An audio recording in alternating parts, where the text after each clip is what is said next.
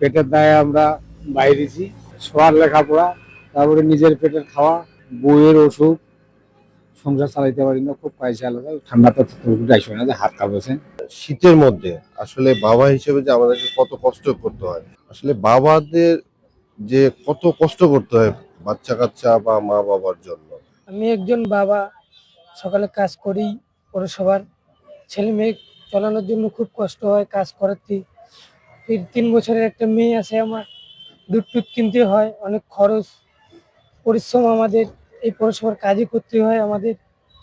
এর জন্য খুব ঠান্ডা শীতের বেলা বেরিয়েছি সকালে। জীবনের সব আয়োজন এখানে একসাথে।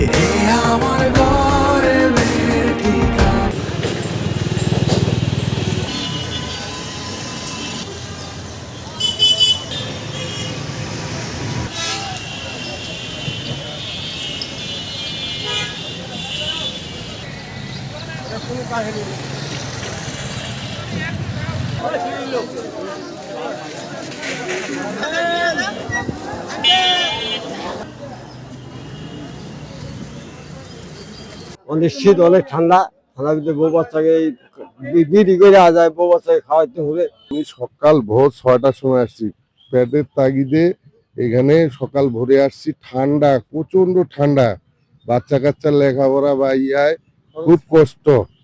খরচের জন্য আমি এখানে এসছি। আমার ভোর 6টায়, এখন আর কঠিন ঠান্ডা, ঠান্ডায় আমরা বাইরে দিতে পারতেছি না, তাও কষ্ট করে আসা লাগে পেটের তাগিদে। আমি ভোর 5টায় বাদাম বিক্রি করে যাচ্ছি বাজারে, আমার অভাব।